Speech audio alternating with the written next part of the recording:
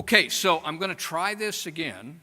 I had introduced Mr. John Smith this morning. I understood that he had a slight clothing issue, which you can talk to him about.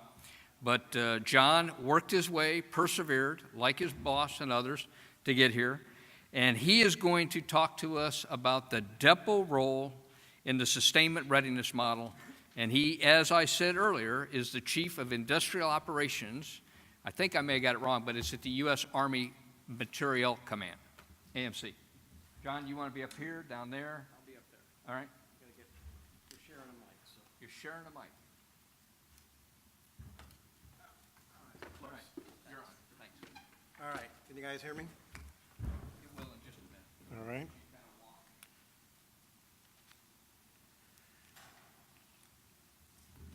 Okay, can you hear me now?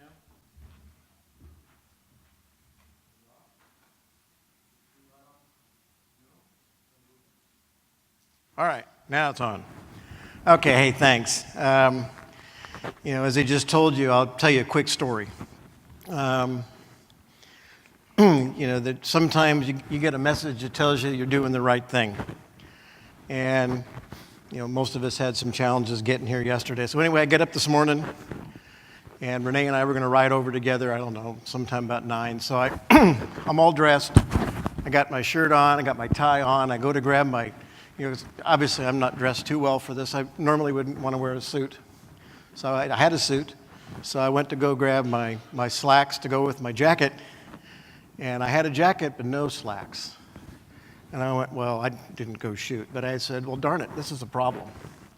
All I had was shorts and flip-flops. So I talked to my wife and I said, this is what happened. And she was dying laughing. She said, we got to go in shorts and flip-flops and a shirt and a tie. And I said, nah, that would be tacky. That'd be a good story. So anyway, make a long story short, this is what you can get for $5 at Walmart.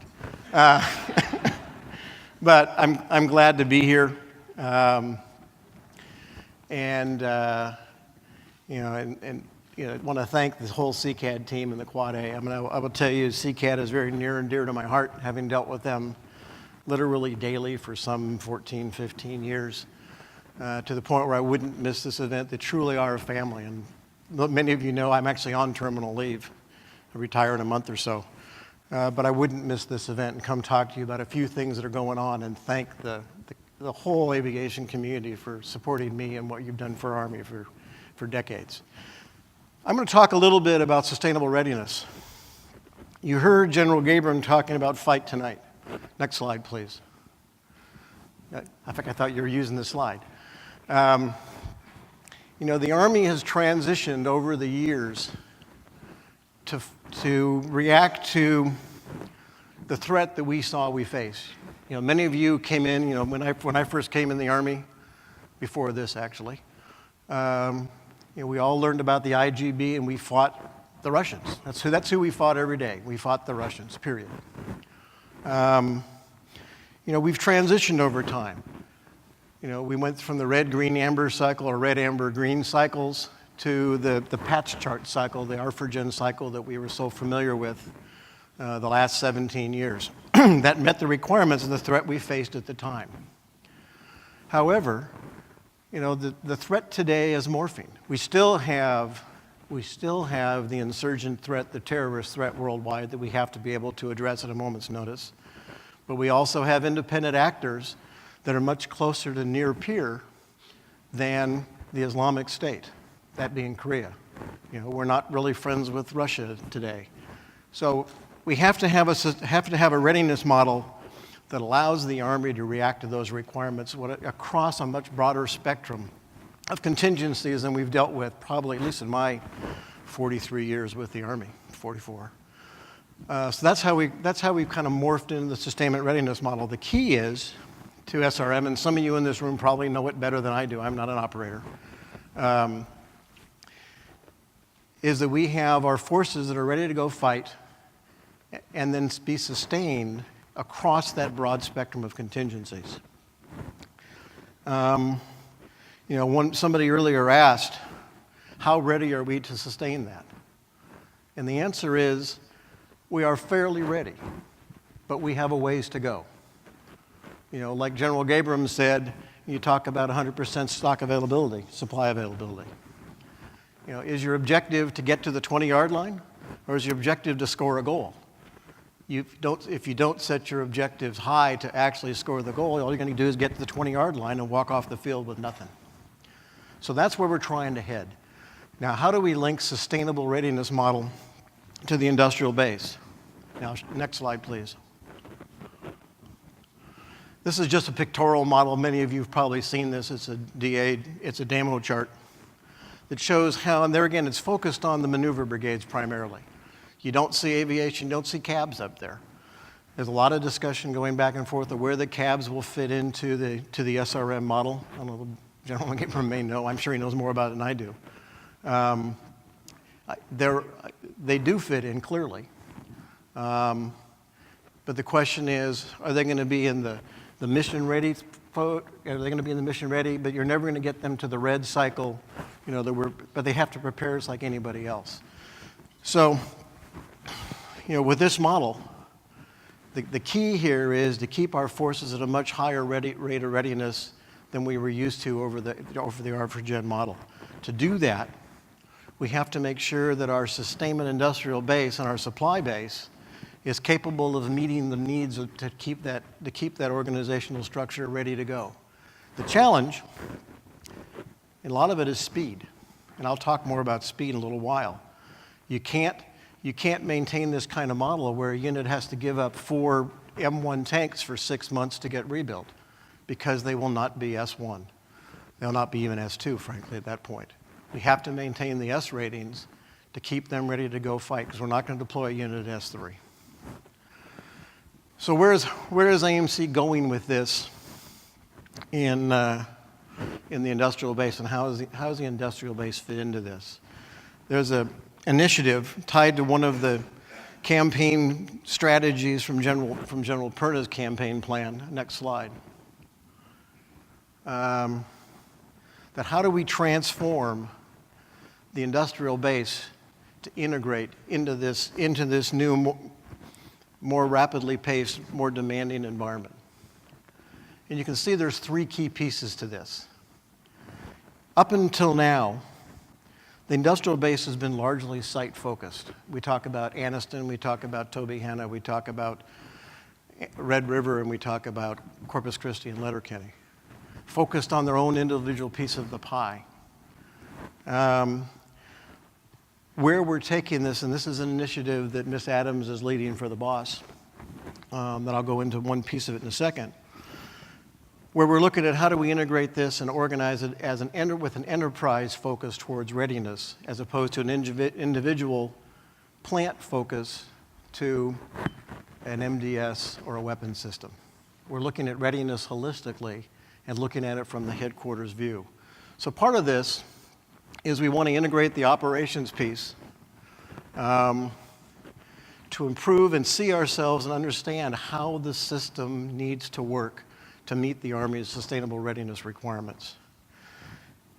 Then we have the commercial integration sphere, and there again it's bringing together multiple businesses, in which many cases those multiple businesses are our OEM partners. You heard General Gabriel talking about the partnerships that AMCOM has long had with a number of you out in this room. We continue to grow those. We are vitally dependent on our OEM partners to help us drive towards speeding up the capability through the industrial base. And the other piece, as you all know, financial management, managing the money, getting the money, is central to our ability to accomplish anything the Chief or General Gabriel or General Perna wants us to do. If we don't have the resources and the funding, we find ourselves stuck in the mud and not able to transform very rapidly. One of the key pieces, and everybody that stands up, and every time you hear somebody talking on the Hill, you will hear the words, we require predictable, consistent, stable funding streams. Consistent, stable funding streams. Without that, the industrial base will not be able to function to meet the readiness model we're trying to get to. It's a challenge, but I think we'll get there. Now, I mentioned that we have a program that's looking at how do we change the industrial base? How do we look differently in the industrial base along one of the campaign plan lines? And this is the piece I'll probably want to talk to the longest, is transitioning from these concepts, how do we get there from here? So if you look at the next slide, we actually have a program with 7 lines of effort. And those lines of effort are depot operations. These are all focused on the industrial base. Our depot operations, supply, oops, too hard. Supply, maintenance procedures, requirements and budget, metrics, ammunition, and human capital. But the first key here, we'll talk about how the industrial base and how the depots play in the role, is looking at the depot processes. You know, I will say, there are some that will disagree with me, but I will say across the enterprise, we do not have a good understanding of how the depots should function. You know, we spent billions of dollars on an SAP variant called LMP. But we failed, and I'll be very candid, I think we failed to implement that in a consistent process, with consistent processes and metrics across the enterprise. You know, I think it was, hindsight's always 20/20. But if you go from one depot to the other, you'll find people doing things differently. You go to the headquarters and you talk to the LCMCs, and they're doing things differently. SAP is designed to operate, is very, very structured and designed to be operated with a very consistent use of processes and procedures. I think the AMC leadership understands that, and we're going to be driving to standardize how we do business across the enterprise in a consistent way. Anybody that believes that we can effectively circumvent the LMP processes and succeed is deluding themselves. You might succeed for the short term, but the cost, the extra cost, lack of efficiency, and lack of capability will drive you to failure. And I think we have seen that. You know, Al and his team down here, I know, has seen that as they've transitioned to AOP, which is forcing them to become very, very deliberate in their use of SAP processes, and they're starting to succeed. I've seen huge improvement over the last 6 months in Corpus Christi and where they're going with this. But the first step is understanding what it's supposed to do. How do we do that? So that's a team that Ms. Adams is leading, working with the LCMCs to understand the business processes, come up with common requirements, and then put out policy and then adhere to those policies. What are the challenges? What are the issues? How do we grow? How do we meet schedule? You saw General Gabriel had one of the bullets on his slide that talked to 100% performance to promise. That's just like supply availability. That's a stretch goal. But I will tell you that 70% is not where we need to be. Going back to, if the field needs an item and we're missing our scheduled delivery of that item, then that some soldier is not going to have a helicopter or an engine or a transmission or a blade or whatever it may be. We have to meet those schedules because Renee's item managers are planning on those coming in from the depot to meet those anticipated requirements at a certain point in time. If they're not there, then that means there's a gap. Because we're not going to ever be able to afford to have a mountain of iron to meet every possible requirement. I think last time I looked, if we really wanted to guarantee something like 100% stock availability, supply availability without changing some other internal processes, the bill is in the tens of billions of dollars. So what we have to do is we have to become more efficient and more effective to meet those requirements without throwing money at the problem like we did in Desert Storm. The next part of that is look at the depot. What is the capacity of a depot? I will tell you there is no good measurement of depot capacity. So how do we know, are we putting the right things here? Are we expecting the right performance to promise? Are we affecting the right schedules? It all goes to planning. How long does it take to rebuild a UH-60 Blackhawk? Is it 400 days? Is it 200 days? Most of us would say the answer is closer to 200 than 400. Personally, I think, and I know the boss and I have fought over this over the years, but I agree that 275 is, in the end game, 275 is too long. But it's a good intermediate goal. It really is. But how quick we should be able to do it? The answer is, what's the capacity of the requirements at each one of the nodes across the plant? And what are the stumbling blocks? I will tell you, 90% of the problem he has with Blackhawk recap is parts being available when he needs them on the line. And that's been the constant. Remember Pat Oler one time years ago said, "Hey John, you get me the parts, I can meet anything you want."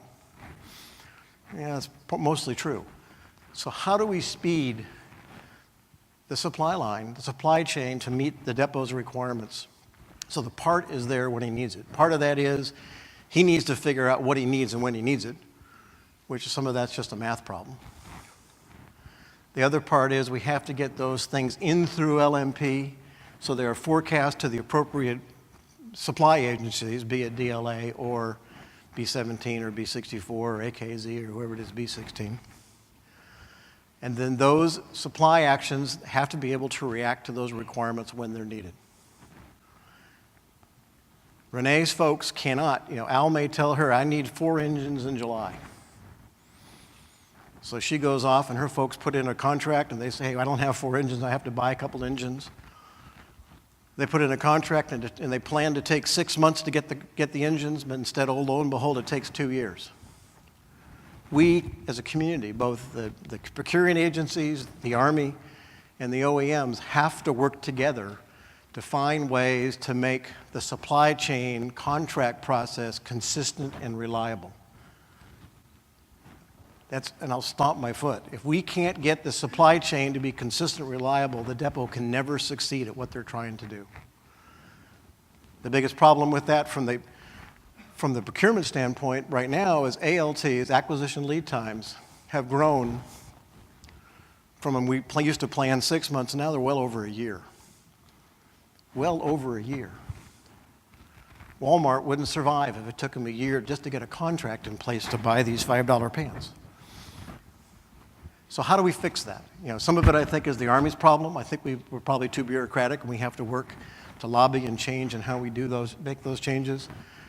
But she and the other ILSIC IMIC directors have to be able to rely on when can I get my contracts and when will those parts deliver. Once that contract is let, the parts must be available when they're said they're going to be available. And I know OEMs have the same issue. You can't get steel or you can't get bearings or there's a hurricane in Florida. Stuff happens. Life is not perfect, but we have to do better than we're doing today to meet the Army's requirements for both today and tomorrow. So that, we look at limiting factors, we're talking about true line capacity. I think the art of the probable, and I have to say, is it possible or probable this week? AOP. It's possible when you retire. It's probable right now. Yes, sir. Got it.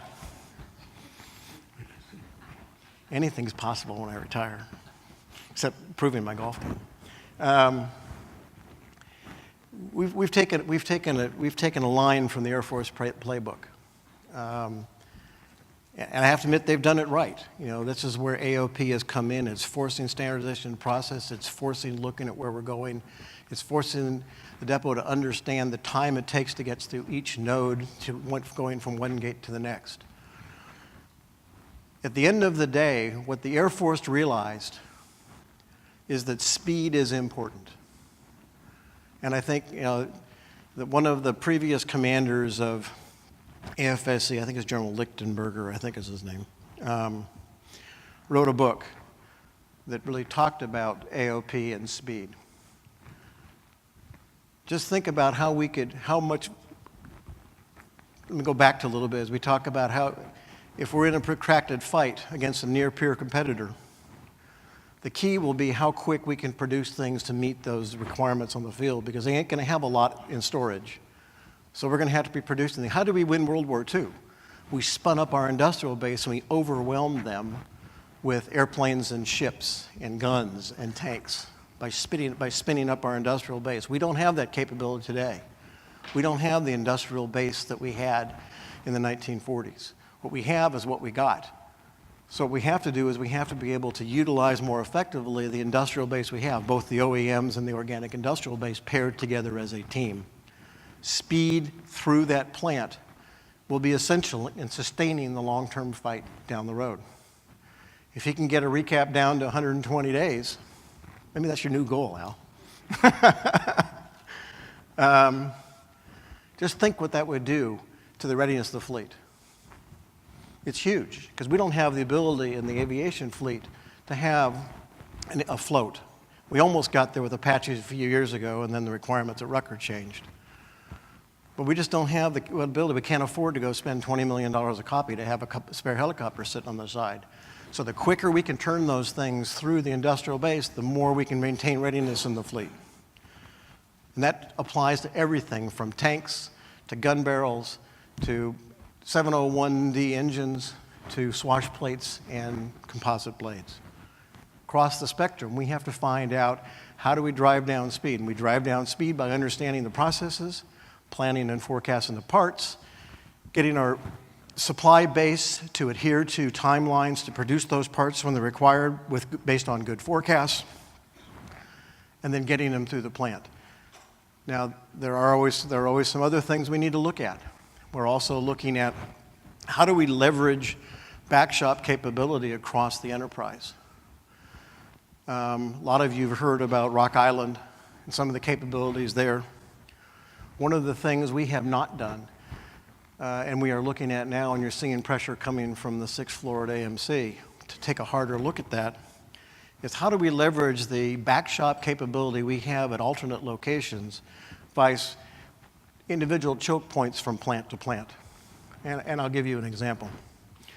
You know, Al, for example, almost every depot besides parts, they will tell you they have a problem with usually cleaning and plating and paint shops. You know, industry doesn't do it that way. Industry will look across their plant industrial capacity and say, hey, I've got a spare paint capacity here. You run the analysis and say, okay, it only cost me 50 cents more a copy to ship that piece to East Oshkosh to get it painted and stripped and painted, and I'll send it back because you're only out the transportation cost. That is how you leverage that capability. So one of the things that AMC is looking at is how do we leverage backshop capability from plant to plant and stop the competition between plants, because they are not independent actors and they shouldn't be competing with each other. They should be competing to do better to drive the Army's efficiency and effectiveness. And that's a legacy change and legacy mindset change that needs to be driven from our headquarters. I talked about ways to reduce cycle time. It's critical. It goes back to but you've got to plan every component of this process. Standardizing the management and the business issues, I think I've talked about that at some length. But it goes with planning. You can only execute to plan if you have a plan to start with. And I think you have seen over the last couple of years we're doing a much better job of planning our workload. We are much closer working with our PM partners now on driving what their requirements are. Going back to the sustainable readiness model, an awful lot of that workload comes from the PMs funded with PA or their OMA dollars. So we have to make sure that the PM's plans are integrated with AMC's plans to execute that at our depots. So we aren't surprised when somebody comes in and wants something in January of one fiscal year. So that's where we're going with linking that. At the end of the day, it talks about integrating all of this to LOE 5, which is LOE 5 is metrics. One of the things that I will tell you up front we have not done a very good job of is developing metrics that really allow us to see ourselves where our challenges are, what the trends are, and to look into the future. We're making some inroads and moving on with the supply and operations planning process. That'll be implemented across for the organic industrial base probably in January now. That'll help us see better. In heretofore, we've had a lot of metrics that took a huge amount of staff time, millions of pre-briefs, and really didn't tell anybody much of anything. You know, it's basically told you that the horse is out of the barn and we might get it back next Thursday. We have got to have metrics that say, hey, the barn door is going to come open. If you don't close it, your horses are going to get out. That's where we have to go, and that's where we're trying to go. At the same time, we want to leverage the systems we have to give us the capability to see ourselves without having to have somebody with a pencil and paper spend 3 hours building a PowerPoint slide that's out of date by the time they actually show it to anybody. So we're looking to transition to closer to real-time data that actually tells us something for the future. I think what you're going to see, driven by the direction the Army is going, and certainly the direction of General Perna, who is passionate about all of this, you're going to see a lot more focus on integrating the industrial base with the readiness requirements for the Army. You're going to see pressure to meet and maintain high standards, and you're going to see huge pressure on everybody to have a supply chain that then supports what the depot's requirements are based on valid and realistic forecasts. And I think with that, I'll answer some questions. And just so you know, my job at AMC is I'm the logistics integration directorate, so I do all of wholesale logistics, LMI, SSAs, LCM, LRCs, and depots. John, I want to thank you very, very much. What I would ask is that those of you who have questions, would John please catch him at lunch? What I'm trying to